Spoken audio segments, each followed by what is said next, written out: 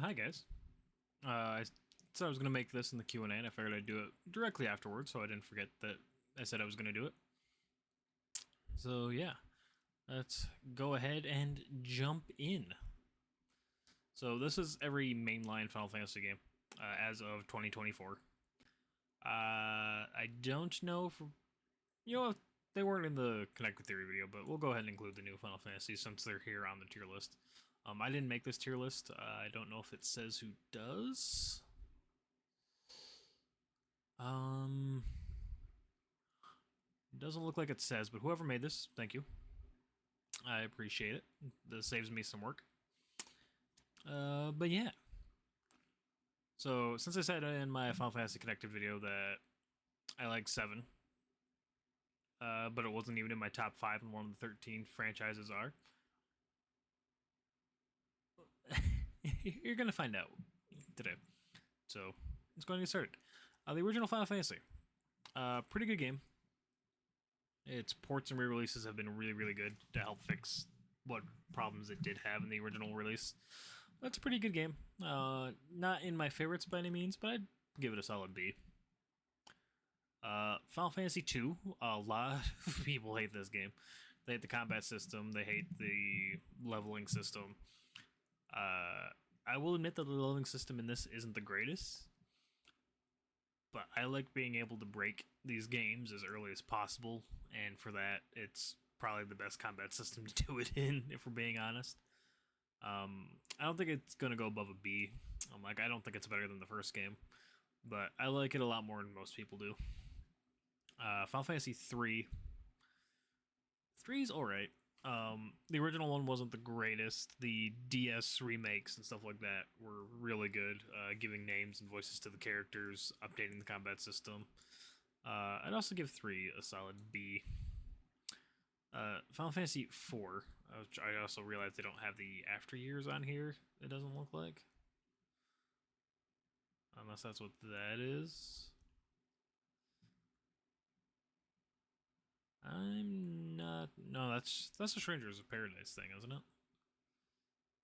I'm not sure. But 4 has one of the better written stories in the series, even though it's very predictable, even on a first time view. I think I'd go ahead and throw 4 in A. Final Fantasy V is in my top 5s. I really love the story of this game. I love the way the job system works in this game. I don't know if I'd put it in S tier, but it is one of my favorites. Should I just put my top 5 in S tier?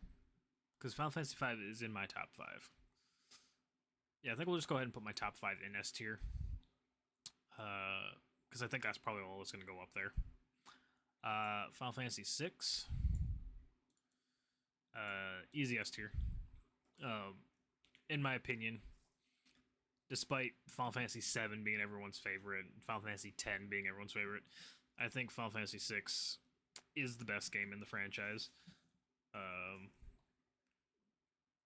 It's not my number one favorite, but as far as quality of the game goes and the story and the systems and all that in it, Final Fantasy VI is probably the best, but that might just be my opinion. 7 is a really good game. It is. I'd put it above 4. One of my commenters got. It's hard to tell because it was more of a condescending comment than it was, "Oh, I'm a butthurt" comment. But it seems like he got pretty butthurt by me saying I had a 13 game over 7. So yeah, that was fun. Final Fantasy 8, another game that a lot of people hate that I really love. I'm probably gonna put it at the top of B tier. I'd put it behind Final Fantasy 1. Yeah, the story in it, it's a little crazy. A lot of people don't like the junctioning system. I love the junctioning system for the same reason I like 2 systems, because I can break it very early on. So, yeah. Final Fantasy 9. Also one of the best games out there. A love letter to the 8 games that came before it. It's a very, very, very good game. Very good story. The super bosses are bullshit, Ozma in particular, but it's a pretty good game. Final Fantasy X. Final Fantasy X used to be in my top 5, so I'm going to put it at the top of A tier since I'm saving S for my top 5 favorites. But if this was a few years ago, 10 definitely would have been in this list. But it's definitely going at the top of A tier for me. I think the only bad thing people ever really say about the game is like the end game grinding, which most people don't do anyway, and the laughing scene with Titus. But yeah, other than that, it's a pretty solid game. I just love how beloved this game is. When the main thing people hate about 13 is its long hallway, and Final Fantasy X is also just a long hallway. So, alright, 11. I'm just gonna go ahead and put this as a C. 11 is really good, but with it not being the main online game that Square's focusing on right now, it's hard to play nowadays. And I didn't get too far into it when I was playing it back on the PS2 back in the day. So I don't have a whole lot of opinions on it. I did dive into the lore a bit when I was making the connected theory before I decided to not include the online games because the lore gets convoluted in those. So yeah, I'm just gonna put that in C. Not because I don't really, because I haven't really played it much, other than watching old YouTube playthroughs on it to get an idea of the lore and searching up lore and stuff. Which there is some cool lore for 13, or 13 for 11. But again, I haven't ever really played it extensively at an age where I can go, oh hey, this is good, this is bad. So yeah, I'm just gonna go ahead and put that there. 10-2. I'm gonna go ahead and put in the mid B tier. I find 10-2 more fun than 10, but I will admit that the story is kind of eh. The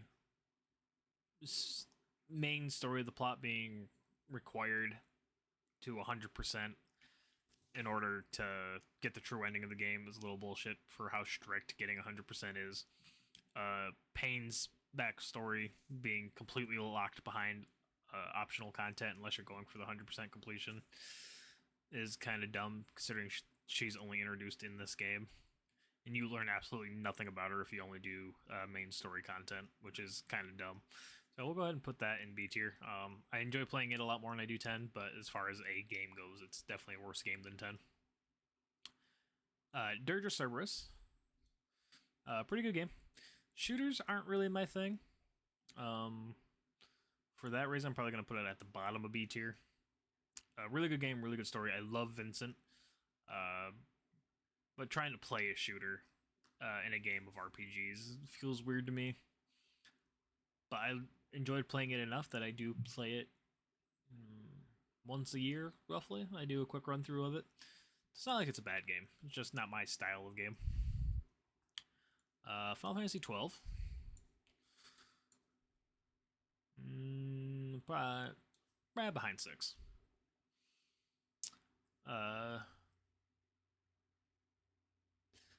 I'm in the camp that Vaughn is unnecessary.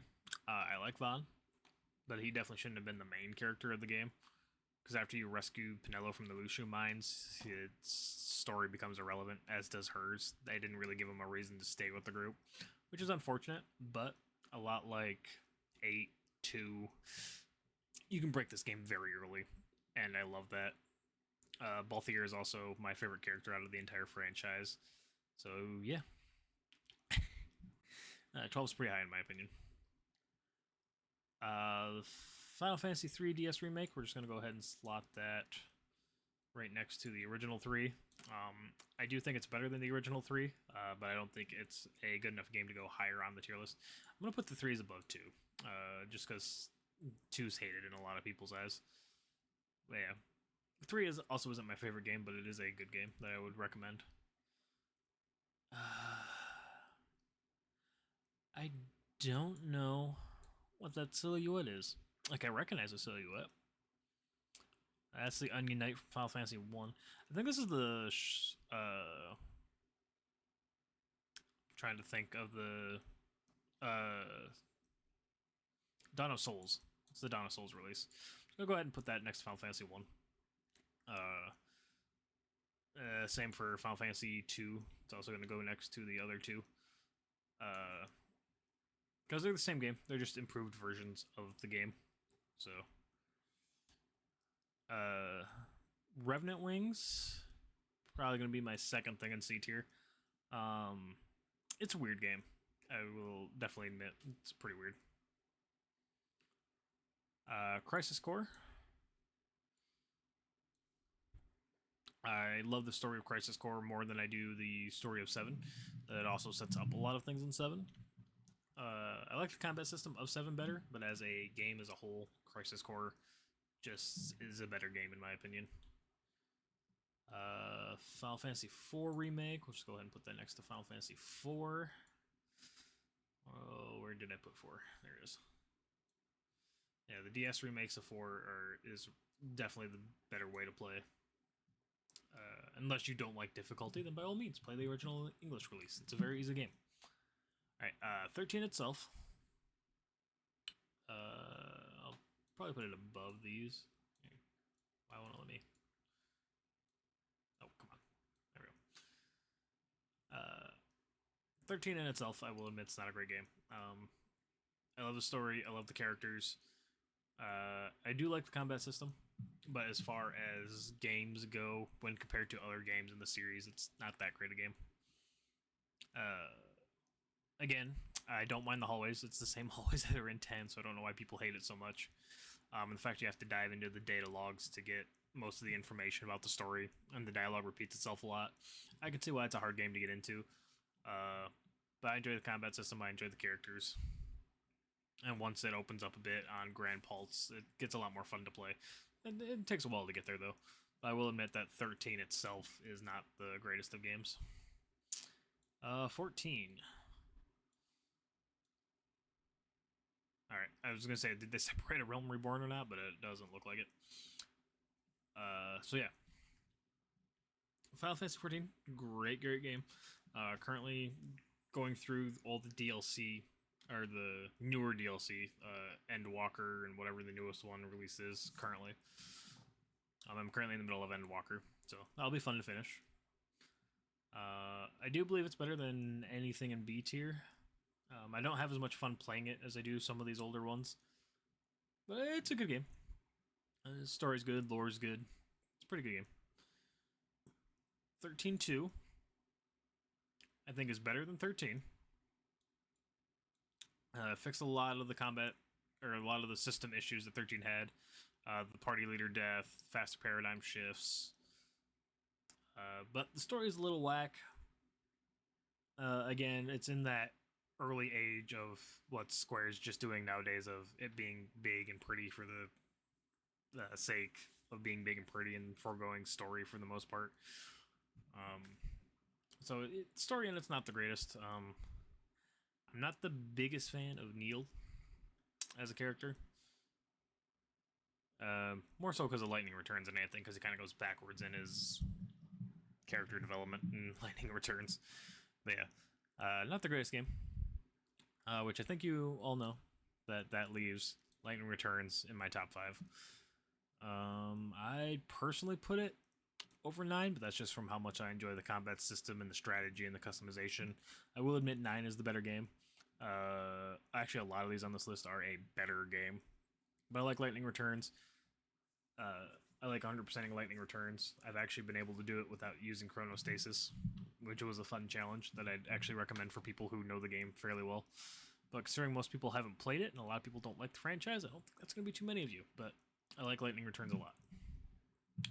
15. I want to be really mean to it and just leave it there. You know what? Screw it. My video, we're going to do it anyway. Fuck this. Again, it's a great game. The combat system is fun. It's a beautiful spectacle. It's definitely showing how far games have come since the early games in this franchise. But you shouldn't have paid DLC for main points in the plot that should have been in the main game. Like, you want to figure out why Ignis goes blind? $5.99 for the DLC. You want to figure out how Gladio got the scar on his chest? $5.99 DLC. You want to know why Arden's one of the better written characters in modern Final Fantasy? $5.99 pay DLC. Like, every all the DLC is all stuff that should have been in the main game. I have the same problem with 16. We'll get to that when we talk about 16. But yeah, Final Fantasy 15, grand spectacle, looks very pretty. Combat system's okay. Square's really fucking up on storytelling lately. It's so sad. Which, for these two in particular, I have too high hopes for that they're going to stick to landing. Did I put the... Oh, I did put the original one on there. Okay. Yeah, but for these two, I have too high hopes that they're going to stick to landing in the third game. They're probably not.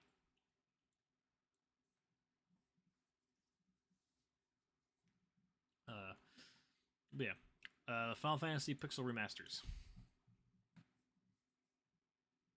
Don't get me wrong, they are good games. They're a great way to experience the games for modern players. But I hate the fact that they take all the... They're lazy ports is what they are. They're lazy ports of the original games. Just so Square can milk some money out of them. Which is really sad, because it takes out all the extra dungeons from 1, from the Dawn of Souls anniversary release. 2 didn't really have any changes with its updates, nor did 3, other than it takes out the like voice acting and stuff and dumbs it down a lot. 4, they removed a lot of stuff from and made it back to its old English initial release, which takes out a lot of the skills, a lot of the difficulty. 5, they took out the extra dungeon, which loses you 4 jobs that ruin the initial game. None of the jobs were good, in my opinion, except maybe Gladiator, because it has an attack that always hits for all 9s as long as it hits. But you can do that with other broken abilities in the game, so it's not like you lost out on a lot, but the fact that they took out the main difficulty that came with the post-game of Final Fantasy V, a little rough. And then 6, it's just better to play 6 on the old SNES version. It just sounds better. Honestly, the graphics look better. I tried playing 6 and I downloaded mods from Nexus just to make it look like the old SNES version of 6 because the models are just better somehow. Like, the Pixel Remaster isn't much of a remaster as it is a cheap cash grab. Yeah. 16.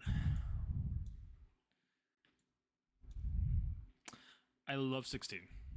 I love its combat system, even though it's a little Devil May Cry, more of a hack and slash than it is an RPG. And before the Leviathan DLC came out, I probably would have put it in B tier. But again, the Leviathan DLC should have been part of the main game. I know the whole thing about Leviathan is that it's Leviathan the Lost. But there is no post-game to 16 unless you start New Game Plus. And 16 wasn't written in a way to have post-game, so I know why they put it before the ending. But the problem is that in order for the ending to work, I can't think of the main character's name right now. Clive. Clive needs to have all of the icons in order for Ultima's plan to work. And when it was Leviathan the Lost, it worked because maybe Leviathan's not around anymore. And then they came out with the Leviathan DLC and made it that it canonically takes place before the end of the game, and there's no time for it to take place canonically. So, which kind of fudges it up. Should I base a ranking of a game based on its DLC? No. But Square really needs to learn that if you're going to put story in a game, it needs to be a post-story, not shit that should be part of the main game for logical sense. So, yeah. Really good game. I actually really do love it. I love playing it. But yeah, the Leviathan DLC kind of hurts how the game's supposed to work and how the ending's supposed to be fleshed out. So, yeah. I kind of don't want to rank these. These definitely aren't F tier, but I don't want to rank these without the third part being out to see if they actually work. Because as games themselves, they are really, really good games. But I'm really worried that they're going to fumble the story at the end. And then Crisis Core Reunion is just a remake of Crisis Core, for the most part. So that can just go up with Crisis Core as a modern way of playing it. Yeah, but these aren't actually F tier as of right now. They'd probably be an A tier. But like I said, I don't want to fully rank them without having the third game. But as games themselves, as it currently stands, they'd be an A tier. So yeah, that is my tier list. It's gonna have a lot of controversial opinions on here, but yeah.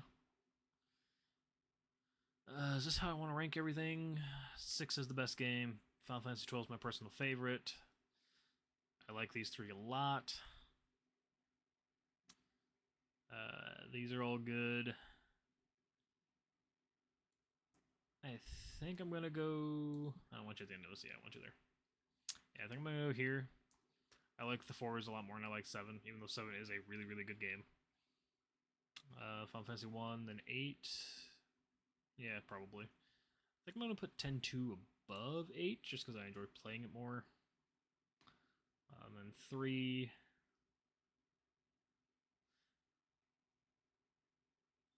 2. I put Dirge Cerberus above 2 and 3, I think.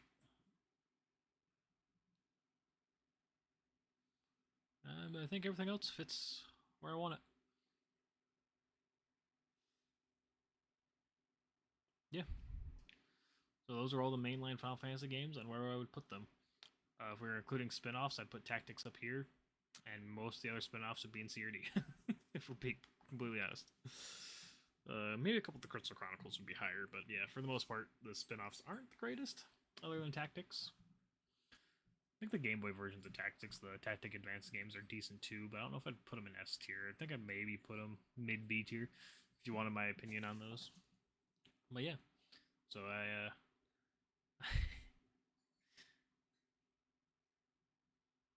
yeah, I can't wait for people to tear this apart and tell me why I'm wrong. So yeah, looking forward to that. Catch you guys later.